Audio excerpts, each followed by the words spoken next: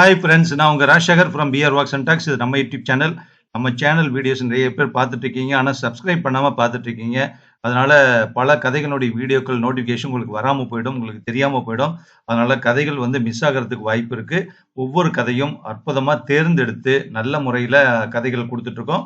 கண்டிப்பாக உங்களுக்கு பிடிக்கும். அதுக்காக நீங்க சப்ஸ்கிரைப் பண்ணிடுங்க. அப்பதான் ஒரு கதை கூட மிஸ் ஆகாம அந்த நோட்டிபிகேஷன் வந்த உடனே அது ஓபன் பண்ணி நீங்க கேட்டுக்கலாம்.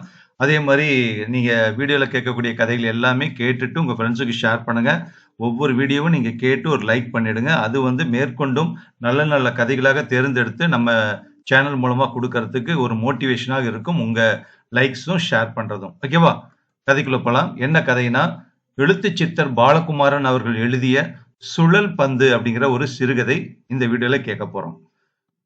சுழல் பந்து அப்படிங்கிறது நமக்கு தெரியும், கிரிக்கெட்டோட ரிலேட்டடா இருக்கக்கூடிய ஒரு பால். கிரிக்கெட் அப்படிங்கிறது அந்த விளையாட்டு நம்ம எல்லாருக்குமே பிடிக்கும். கிரிக்கெட் அப்படின்னாவே ரொம்ப பிடித்தமான விளையாட்டு. இன்னைக்கு இருக்கக்கூடிய காலகட்டங்கள் தான் பாத்தீங்கன்னா எல்லாருமே ஒரு செல்போனை வச்சுக்கிட்டு அதிலேயே கிரிக்கெட்டை பார்க்கறதும் அல்லது அதுலயே முழு நேரம் ஈடுபடுறதும் அப்படி இருந்துட்டு இருக்காங்க. ஆனா கொஞ்ச காலத்துக்கு முன்னாடி எங்க பார்த்தாலும் கிரிக்கெட் விளையாண்டு இருப்பாங்க. நம்ம தெருவாகட்டும் அல்லது பக்கத்து தெருவுலாகட்டும் அல்லது பக்கத்து தெருவுக்கும் நமக்கும் ஒரு டோர்னமெண்ட் வச்சுக்கிட்டு விளையாடுறதாகட்டும் அல்லது நம்ம தெருவில் இருக்கக்கூடிய பசங்களை எல்லாம் சேர்த்துக்கிட்டு வேற ஒரு கிரவுண்டுக்கு போய் விளையாடுறது. இது மாதிரி பல இடங்கள்ல நம்ம அதை பார்த்துருப்போம், என்ஜாய் பண்ணியிருப்போம். நம்ம ரோட்ல போயிட்டு இருக்கிறப்ப ஒரு பக்கத்துல ஏதாவது ஒரு சின்ன கிரவுண்ட் இருக்குன்னா அங்கே யாராவது ஸ்டூடெண்ட்ஸ் அல்லது அந்த இளைஞர்கள் விளையாண்டுட்டு இருப்பாங்க. ஸோ அதை பார்க்கறதுக்காக நம்ம வயசு வித்தியாசமெல்லாம் பார்க்காம நின்று பார்த்துருக்கோம். வண்டியில டூ வீலர்லயே போயிட்டு இருந்தா கூட அங்க பார்க் பண்ணிட்டு அந்த கொஞ்ச நேரம் அதை பார்த்துட்டு என்ஜாய் பண்ணிட்டு மனசுல ஒரு சந்தோஷம் வரும். அதை பார்த்துட்டு போயிருக்கோம். அதனால கிரிக்கெட் அப்படிங்கிறது அந்த விளையாட்டு நம்ம வாழ்க்கையோட கண்டிப்பா ரொம்ப கனெக்டடா இருக்குன்னு சொல்லலாம். அதை மறுக்கவே முடியாது. இப்ப ரீசெண்டா லப்பர் பந்து அப்படின்னு கூட ஒரு திரைப்படம் கிரிக்கெட் சம்பந்தப்பட்டது வந்திருந்தது. மறக்க முடியாத ஒரு படம். ஒரு முக்கியமான 4 கேரக்டர்கள் அதில் இருக்கு. கெத்து தினேஷ், அவரோட மனைவி, அப்புறம் நம்ம ஹரிஷ் கல்யாண், அடுத்தது அவருடைய லவ்வர். ஸோ இந்த 4 பேரை சுத்தி தான் அந்த கதை. அது ஃபுல்லாவே கிரிக்கெட்டை சார்ந்து இருக்குது. அற்புதமான ஒரு படம். நிறைய விஷயத்த அதுல சொல்லியிருக்காங்க. ரொம்ப ரொம்ப யதார்த்தமா அந்த படம் இருக்குன்னு சொல்லலாம். ரொம்ப சக்க போட்டுட்டு இருக்கு அந்த படம். எல்லாத்துக்கும் வயது வித்தியாசம் இல்லாம அத்தனை பேத்துக்கும் இது பிடிச்சிருக்கு. நான் கூட முதல்ல என்ன நினைச்சேன்னா, கிரிக்கெட் சம்பந்தமா நிறைய படம் வந்திருக்கு, இது எப்படி இருக்குன்னு தெரியலையே நினைச்சேன். ஆனா அந்த நினைப்பு எல்லாம் தூக்கி அடிச்சிருச்சு அந்த லப்பர் பந்து அப்படிங்கிற படம். அதனால அதுலயும் அதேதான், கிரிக்கெட்டை மையமா வச்சு அந்த கதை பண்ணியிருப்பாங்க. ஓகே, இன்னும் பார்த்தோன்னா இந்த லப்பர் பந்து படத்தினுடைய விமர்சனம் மாறி போயிடும். நம்ம இந்த கதைக்குள்ள வந்துடலாம். ஸோ இந்த கதையும் சுழல் பந்து அப்படிங்கிற கதையும் கிரிக்கெட்டை மையமா வச்சு இந்த கதை எழுதியிருக்காங்க. பார்ப்போம். கதையை கேட்டுட்டு அப்புறம் எண்டுல மீண்டும் சந்திக்கலாம். கேட்கலாமா? டீச்சர்ஸ் காலனி மாமரத்து கிளையில் அமர்ந்தபடி அப்துல் ஜாபர் பேசுகிறேன். இந்த ஞாயிற்றுக்கிழமை இனிய மாலை பொழுதினிலே நல்லதொரு கிரிக்கெட் ஆட்டம் துவங்கவிருக்கின்றது. தெற்கு பகுதி வீட்டு கண்ணன் அவர்கள் அணிக்கும் வடக்கு பகுதி வீட்டு ராதாகிருஷ்ணன் அவர்கள் அணிக்கும் 3வது முறையாக டெஸ்ட் நடக்கப் போகிறது. காலனி விவரம் பற்றியும் அணிகள் தரம் பற்றியும் என்னை காட்டிலும் சிறப்பாக தெரிந்த நண்பர் பாலா அவர்கள் இங்கு வந்துள்ளார்கள். அவர்கள் மிக சிறப்பாக தனது தெளிந்த நீரோடையான தமிழிலே அவ்வப்போது உற்சாகமான ஆங்கிலத்திலே உங்களுக்கு விளையாட்டை பற்றி வர்ணனை அளிப்பார்கள். ஆட்டம் துவங்க இருக்கிறது. நண்பர் பாலா அவர்களே, வர்ணனைக்கு அழைக்கின்றேன். வருக நண்பர் பாலா. நன்றி அப்துல் ஜாபர் அவர்களே. நான் குரல் மாற்றி பேசினேன். சுருட்டி கையில் வைத்திருந்த வார பத்திரிகையை இடக்கைக்கு மாற்றிக்கொண்டேன். எங்க தெரு பையன்களுக்கு அப்துல் ஜாபர் கிரிக்கெட் வர்ணனை அச்சு வெள்ளம் மாதிரி.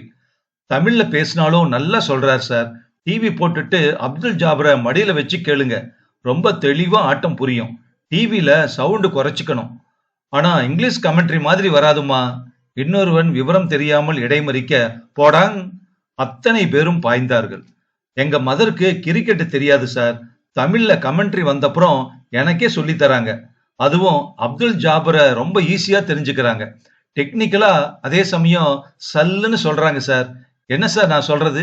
கண்ணன் வேகமாக பேசினான். கரெக்டுமா, இன்னொருவன் ஆதரித்தான். அப்படி சொல்லுடா கண்ணா, இன்னொருவன் தட்டி கொடுத்தான். இவர் இங்கிலீஷ்ல பெரிய இவரு தமிழ் பத்தி குறை சொல்ல வந்துட்டாரு. தமிழ் கமெண்ட்ரி தான் சார் பெஸ்ட். தமிழை குறை சொன்னவன் தன் அரை நிக்கர் பாக்கெட்டில் கைவிட்டு கொண்டு என்று நின்றிருந்தான். நீங்கள்லாம் தமிழ் வெறியர்கள் என்கிற மாதிரி முகத்தை வைத்துக் கொண்டான். எனக்கு சிரிப்பு வந்தது. என்னப்பா சொல்லுங்க, இங்கிலீஷ் கமெண்ட்ரியா தமிழா? தமிழ்லயே சொல்லுங்க சார். இங்கிலீஷ் ஒழிக, இங்கிலீஷ் வெறியன் ரங்கு ஒழிக. ஏய், ஒழிக கிளி எல்லாம் வேணாம், இப்பவே சொல்லிட்டேன். ரொம்ப வெறுப்பேத்துனீங்க, நான் பாட்டுக்கு மச்சான்னு வீட்டுக்கு போயிடுவேன். போயேன் எம்மு போயேன், உன் மூஞ்சிலேயே எம்முல கோபம் பொத்துக்கிட்டு வருதோ? நீ எம்மு, உன் படிப்பு எம்மு, உன் கிரிக்கெட்டு எம்மு, போடா.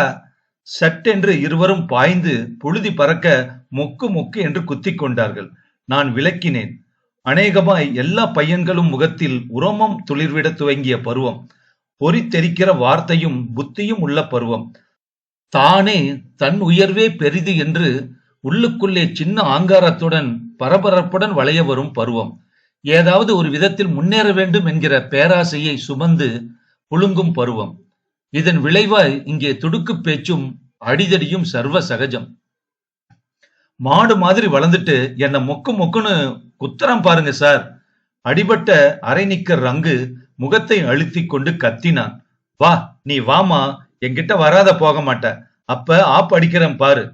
தைரியம் இருந்தா உன்னோட ஜத பையன்கிட்ட மோதி பாருடா. என்ன வந்து குத்துறியே மாடு, தடி மாடு. மாடாக்கப்பட்ட கண்ணன் மறுபடி கை ஓங்கி வர தடுத்தான்.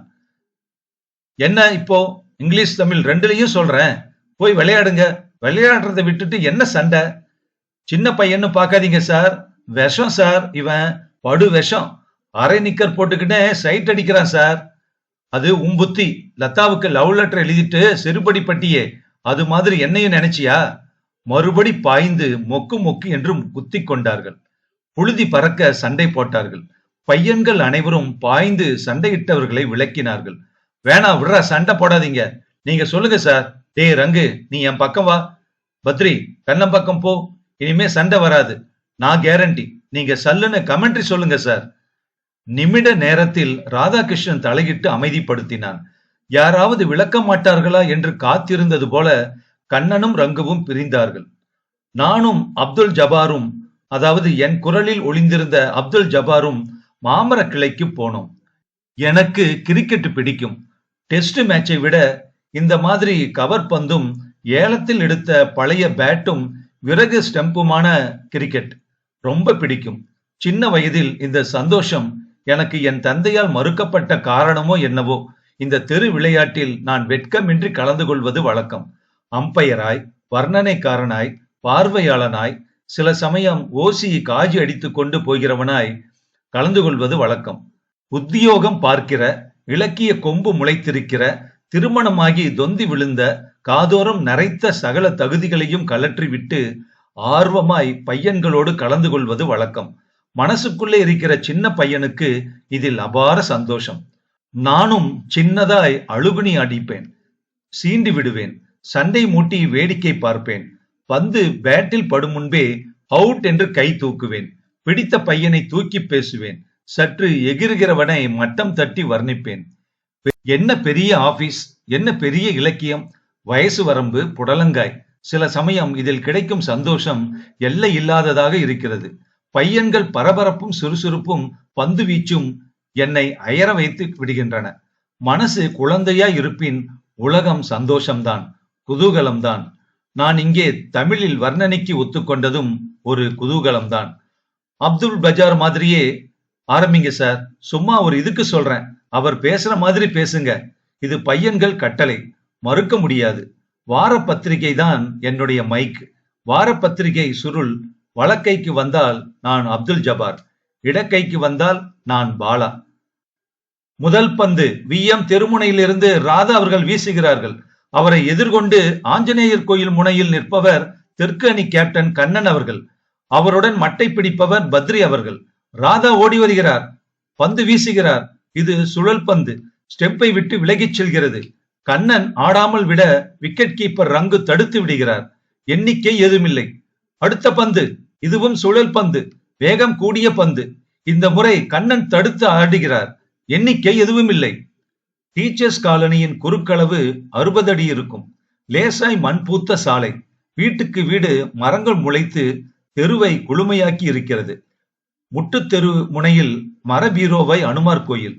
வாகன போக்குவரத்து இல்லாததால் பையன்கள் கிரிக்கெட் விளையாட்டு பகல் முழுவதும் நடக்கும். முழு வேகத்தில் பந்து வீச்சு நடைபெறும். வலிவு முழுக்க காட்டி பவுண்டரியும் சிக்ஸரும் அடிப்பதுண்டு. பையன்கள் என்றால் அத்தனை பேரும் அரை நிக்கர் இல்லை. 8வது படிக்கும் ரங்கு முதல் பிகாம் முடித்து வீட்டோடு இருக்கும் கண்ணன் வரை பையன்கள் உண்டு. புத்தியிலும் படிப்பிலும் வயதிலும் வசதியிலும் வெவ்வேறாய் இருப்பினும் இவர்கள் அத்தனை பேரையும் ஒன்றாக இணைப்பது கிரிக்கெட். கவர் பந்தும் விறகு கட்டை ஸ்டெம்புமான கிரிக்கெட். நான் இந்த காலனியில் பாப்புலர் ஆள். கதை எழுதுவதில் சகலருக்கும் பரிச்சயமான ஆள். என்கிட்ட ஒரு லவ் ஸ்டோரி இருக்கு சார், முடிஞ்சா கதையா எழுதுங்க. 8வது படிக்கும் அரைநிக்கர் ரங்கு தனியே கூப்பிட்டு தன் மனசு திறந்து பேசியிருக்கிறான். அதை கதையா எழுத மகாகவி பாரதியாருக்குத்தான் சாத்தியம். 9ஆய பிராயத்தினன் விழிகோது காதை சகுந்தலை ஒத்தனல் என்று எழுத அவரால் தான் முடியும். நான் எழுதினால் கெட்ட பெயர்தான் வரும். எழுதுகிற சௌகரியத்தால் அத்தனை பேர் உள்மனதும் பரம ரகசியமும் எனக்கு தெரிவிக்கப்பட்டிருக்கின்றன. நான் வர்ணனையை தொடர்ந்தேன். 3வது பந்து அளவு குறைவான பந்து மிகுந்த வேகத்துடன் வீசப்பட்டது. கண்ணன் ஒரு அடி பின்னோக்கி நகர்ந்து மட்டையால் தாக்குகிறார். வலப்புற சுவரில் பட்டு பந்து வீயம் தெருநோக்கி போகிறது. தடுப்பார் யாரும் இல்லை. ஆகவே தெற்கு அணி 4 எண்ணிக்கை பெற்று கரவொலிக்கு நடுவே தன் கணக்கை துவங்குகிறது. தோழர் கண்ணன் மிக சரியாக அந்த பந்தை ஆடினார். சார், இது கிராஸ் பேட் சார். கவர் பந்து சமாளிச்சுட்டான். கிரிக்கெட் பால்னா வாத்தியார் ஊத்தி மூடிக்கணுப்பாரு. விக்கெட் கீப்பர் ரங்கு கெக்களித்தான். காட்டா மாதிரி அடிக்கிறான் சார். இதுக்கு ஓஹோங்கிறீங்களே. கண்ணன் கோபத்துடன் திரும்பினான். உன் வேலையை பார்த்துக்கணும் போடா. எச்ச மாதிரி பேசாத. சாரு கமெண்ட்ரி சொல்றாரு, அவருக்கு நீ சொல்லி தராத. உங்ககிட்டயா பேசுன? நீ போட வேலையை பார்த்துக்கணும். உத வாங்குவனி. இது வரைக்கும் சின்ன பையனு சும்மா விட்டேன். இனி பின்னிடுவேன். பின்றது பூ வைக்கிறது எல்லாம் லதா கிட்ட வச்சுக்க, என்கிட்ட வேணாம். நானே எல்லாத்தையும் மறந்துட்டு கம்முன்னு விளையாடுறேன். சும்மா லதான்னு சொல்ற மகனே, கொன்னுடுவேன் பாரு. அட்டையை கீழே போட்டு விட்டு கண்ணன் எகிர ரங்கு பிடரிப்பட வீட்டுக்குள் ஓடி ஒளிந்து கொண்டான். பொட்ட மாதிரி ஓடுறான் பாரு சார். அது என்னப்பா லதா மேட்டர்? நான் ஆவல் தாங்காது கேட்டேன். உலகத்தில் கிரிக்கெட் மட்டுமா சுவாரஸ்யம்? கண்ண போன வாரம் நம்ம தெரு லதாவுக்கு லவ் லெட்டர் எழுதிட்டான் சார். அது கூப்பிட்டு செம டோஸ் விட்டுச்சு. அழாத குறையா சாரி சொல்லிட்டு வந்துட்டான். அதோட விட வேண்டியதுதானே. எல்லார்கிட்டையும் சொல்லி தற்கொலை பண்ணிக்க போறேன், மாத்திரை சாப்பிட போறேன்னு உளறிட்டான். பசங்க வாரிக்கிறாங்க. ராதாகிருஷ்ணன் விவரித்தான். நான் இவங்கிட்ட மட்டும்தான் சார் சொன்னேன். இவன் தான் எல்லார்கிட்டையும் சொல்லி அவமானப்படுத்திட்டான். அலுப்புடன் கண்ணன் ராதாவை நோக்கி கை காட்டினான். சாமி சத்தியமா நான் சொல்லல சார். பத்ரி கிட்ட மட்டும்தான் சொன்னேன். பத்ரி நம்ம சைஸ் பையன், அதனால சொன்னேன். மத்த பசங்க கிட்ட லதாவே சொல்லி இவனை திட்டி இருக்கு. நீ ஏன் லதாவுக்கு லவ் லெட்டர் எழுதின கண்ணன்? தெரியாம எழுதிட்டேன் சார், தப்புதான். சாரி சொல்லிட்டு வந்துட்டேன். நம்ம தெரு பொண்ணுக்கு நாமளே லவ் லெட்டர் எழுதக்கூடாதுன்னு முடிவு பண்ணிட்டேன்.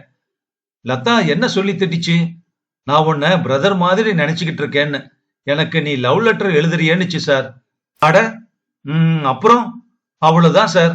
அதான் வருத்தம். நீ யாரடா லவ் லெட்டர் எழுதுறேன்னு கேட்டா கூட பரவாயில்ல சார், பிரதர் மாதிரின்னு சொல்லிட்டா சார். அன்னைக்கு அழுதுட்டேன். செத்து போயிடலாம்னு கூட தோணிச்சு சார். எனக்கு புரிந்தது.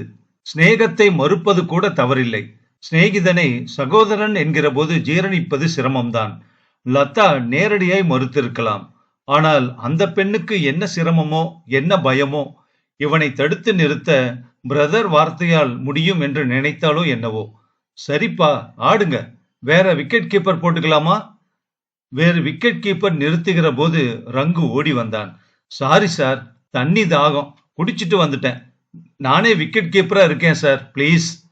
வேண்டியதில்ல, போடா. பொட்ட பசங்களை வச்சுக்கிட்டு ஆட முடியாது, போடா வெளியே. கண்ணன் துரத்தினான். தோடா, இங்க பெரிய ஆம்பளை. சாவரன் நீ இன்னும் சாகலியா? வருவேன் நான் உனது மாளிகையின் வாசலுக்கே, ஏனோ அவசரமே. ரங்கு இடுப்பை நெளித்தபடி உரத்த குரலில் பாட, கண்ணன் பல்லை கடித்தபடி பாய, டே ராஸ்கல் பையா, என் லவ் பத்தி நக்கலா பண்ற? லதா இல்லைன்னா என்னடா, உங்க அக்கா இருக்கா இல்ல? அடியும் உதையும் கெட்ட வார்த்தையும் தெருவில் தூள் பறந்தன. இந்த முறை பிரிக்கவே முடியாமல் போயிற்று. பிரித்து விடுவதற்குள் ரங்குவின் உதடு, முன்பக்க பற்கள் எல்லாவற்றிலுமிருந்து ரத்தம் வர ஆரம்பித்தது. ஆறத் துவங்கிய காயத்து பொறுக்கில் கை வேகமாக பட்டுவிட்ட வேதனை, அறுத்து கட்டுப்போட்ட இடத்தில் கட்டையால் அடித்த வலி. கண்ணன் மூர்க்கமாய் தாக்கிவிட்டான். ஐயோ ஐயோ! ரங்குவின் குரலில் காலனி கூடிவிட்டது. இது 14 வயசு வக்ரம்.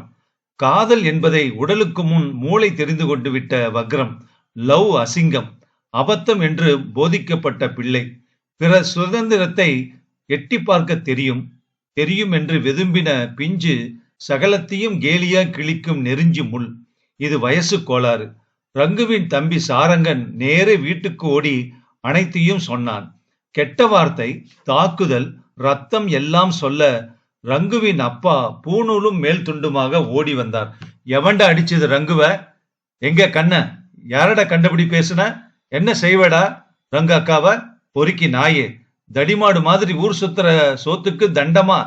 ஒரு நாளை போல தெருவுல கிரிக்கெட் ஆடுறது என்ன வழக்கம்? எட்டி ஸ்டெம்பை பிடுங்கி விறகு கட்டைகளை உடைத்து போட்டார். கொண்டா அந்த பேட்டை, உடைச்சு போடுறேன். கண்ணனை நோக்கி பாய்ந்தார். பேட்டை புடுங்க எத்தனித்தார். கண்ணன் இழுக்க அவன் விளக்கின வலிவு தாங்காது பொத்தென தரையில் விழுந்தார். என்னையா தள்ளுற நீ? என்னையா தள்ளுற? வீட்டுக்கு கடங்காத நாயே, உன்னை அடக்கிறேன் பாரு. உங்க அத்தனை பேரையும் தள்ளுறேன் பாரு உள்ள. தெருமுனைக்கு ஓடி ஆட்டோ பிடித்து ராயப்பேட்டை போலீஸ் ஸ்டேஷனில் மகஜர் எழுதி கொடுத்தார். அரை மணியில் கண்ணன், ராதா, பத்ரி, சுயம்பு, குமார், ஆனந்து, சுட்டி, கணேஷ் அத்தனை பேரையும் ஸ்டேஷனுக்கு கூட்டி போய் விட்டார்கள். தோப்புக்கரணம் போட்டார்கள். கண்ணன் கை நீட்டி போலீஸ் ஸ்டேஷனில் தவறை மறுக்க பிடரியில் அடி வாங்கினான். அழுது கொண்டே மன்னிப்பு கடிதம் எழுதி கொடுத்தான். 16 பேரும் தெருவில் கிரிக்கெட் ஆட மாட்டேன் என்று அதில் கையெழுத்து போட்டார்கள். ஆனால் என்னை எவரும் ஸ்டேஷனுக்கு கூப்பிடவில்லை. என்னை யார் என்று போலீஸ்காரன் விசாரித்திருக்கிறார். வேடிக்கை பார்த்தவர் என்று ராதா சொல்லிவிட்டான். அன்று மாலை வீட்டுக்கு வீடு மண்டகப்படி. சினிமாவுக்கு போய் திரும்பின என் மனைவி கமலாவும் வாய் நிறைய வைதாள். சும்மா கட என்று ஒரு வார்த்தையில் அடக்கினேன். பால்கனியில் நின்று கண்ணன் வீட்டை கவனித்துக் கொண்டிருந்தேன். பிச்சுமணி கார் நுழைந்த 5வது நிமிடம் கண்ணன் அடிவாங்க துவங்கிவிட்டான். களியோ கட்டையோ எடுத்து அடிக்கிறார் போல் இருக்கிறது. 20 வயசு பையன் வழி தாழாது அலறினான். இது அதிகம், மிக மிக அதிகம். நான் சட்டையை மாட்டிக்கொண்டு படி இறங்கின போது கமலா தடுத்தாள். விலக்கிவிட்டு கண்ணன் வீட்டுக்கு போனேன். பிச்சுமணி காரை நிறுத்தி ஆசுவாசப்படுத்தினேன்.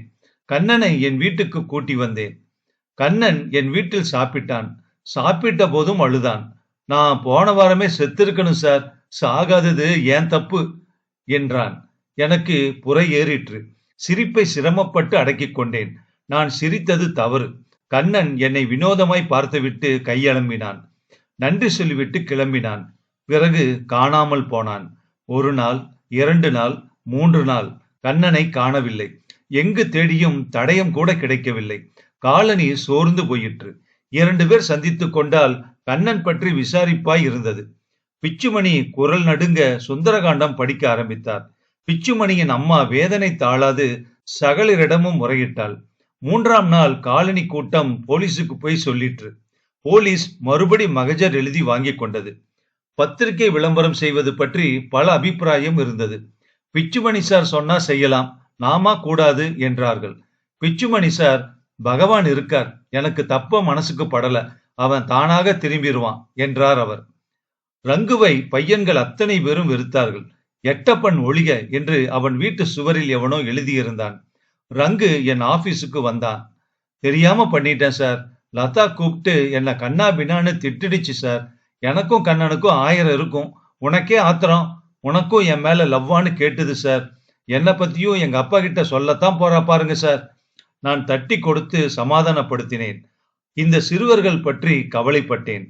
5ஆம் நாள் நல்ல வேளையாய் கண்ணனிடமிருந்து எனக்கு கடிதம் வந்தது. எடுத்துக்கொண்டு பிச்சுமணி சார் வீட்டுக்கு ஓடினேன். விஷயம் தெரிந்து பையன்கள் கூடிவிட்டார்கள். எல்லோருக்கும் கேட்கும்படி உரக்க படித்தேன். பாலு சாருக்கு வணக்கம். நான் பூனாவிலிருந்து இதை எழுதுகிறேன். தொடர்ந்து நடந்த அவமானத்தால் வீட்டை விட்டு எங்கேனும் போகலாம் என்று பம்பாய்க்கு மெயிலில் டிக்கெட் வாங்கினேன். ரேணிகுண்டாவில் என் பெட்டி ஆட்கள் ஏற முயன்ற ஒரு கிழவரை இடமில்லை என்று தள்ளிவிட்டார்கள். எனக்கு ரங்கு அப்பாவின் ஞாபகம் வந்தது. என் இடத்தை அவருக்கு கொடுத்து நான் நின்றபடி பயணம் செய்தேன். பிறகு எனக்கும் இடம் கிடைத்தது. கிழவர் திருப்பூர்காரர். காடா மல் துணி வியாபாரம் செய்பவர். என்னை பற்றி விவரம் கேட்டு தன்னோடு திருப்பூர் கூட்டி போவதாக சொல்லி இருக்கிறார். மேனேஜர் வேலை, 600 ரூபாய் சம்பளம் போட்டு தருவதாய் சொல்லி இருக்கிறார். நாளை பம்பாய் போகிறோம். பிறகு அகமதாபாத்துக்கு போய் திருப்பூர் வருவோம். அப்பாவிடம் கவலைப்படாமல் இருக்க சொல்லுங்கள். வேலை ஏற்ற பிறகு ஒரு முறை சென்னை வருவேன். எனக்கு யார் மீதும் கோபமில்லை. ரங்கு, பத்ரி, ராதா, சுட்டி, லதா எல்லோரையும் விசாரித்ததாக சொல்லுங்கள். ரங்கு அப்பாவிடம் மன்னிப்பு கேட்டதாய் சொல்லுங்கள். உங்களுக்கும் மாமிக்கும் என் வணக்கம். பூரி பூரியாய் சாப்பிடுகிற போது உங்கள் வீட்டு சாப்பாடு நினைவுக்கு வருகிறது. பிச்சுமணி மறுபடி சுந்தரகாண்டம் படிக்க உட்கார்ந்தார். பையன்கள் சந்தோஷத்துடன் ஒருவரை ஒருவர் கட்டி கை குலுக்கி கொண்டார்கள். ரங்கு வீட்டு சுவர் வாக்கியம் அளித்தார்கள். நான் மெல்ல அவர்களை கூட்டி போய் டீச்சர்ஸ் காலனி இளைஞர் சங்கம் துவங்க வேண்டும் என்று சொன்னேன். ஆர்ப்பரித்தார்கள். அப்துல் ஜபாரை அழைத்து மரியாதை பண்ணி ஒரு நேருக்கு நேர் பேட்டி வைக்கலாம் என்றேன். சூப்பர் என்றார்கள். டீச்சர்ஸ் காலனி இளைஞர் சங்கத்துக்கு நான் பிரசிடென்ட், கண்ணன் வைஸ் பிரசிடென்டாக ஏகமனதாக தேர்ந்தெடுக்கப்பட்டோம். காலனியில் அன்று மாலையே நன்கொடையாய் 117 ரூபாய் வசூலித்தோம். கண்ணன் திரும்பி விடுவான். உள்ளங்கை தூக்கி பிரமாணம் எடுத்துக் கொள்வான். பலமான கிரிக்கெட் டீம் அமைப்பான். அப்போது கிளவுஸ், பேட், ஸ்டம்ப்ஸ் எல்லாம் புதுசாய் வாங்கிவிடலாம். சென்னையில் உள்ள ஆழ்வார்பேட்டை டீம் இப்படி ஆரம்பித்தது தானாம். அது இன்று ஜம் என்று வளர்ந்து விட்டது. நாம் வளர முடியாதா? இரவு வெகு நேரம் வரை பையன்கள் பேசிக் கொண்டிருந்தார்கள். மறுநாள் மாலை வீடு திரும்பும் போது மறுபடி விறகு கட்டை ஸ்டெம்ப் வைக்கப்பட்டிருந்தது. என்னடா மறுபடி ஆரம்பிச்சிட்டீங்க?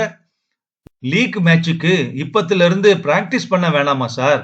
ரங்கு அப்பா, பிச்சமணி சார் எல்லார்கிட்டையும் பர்மிஷன் வாங்கிட்டோம். கமெண்ட்ரி தமிழா இங்கிலீஷா? வேணாம் சார். கமெண்ட்ரி சொன்னா சூடு ஏறுது. ஜாஸ்தியா ஆடிடுறோம்.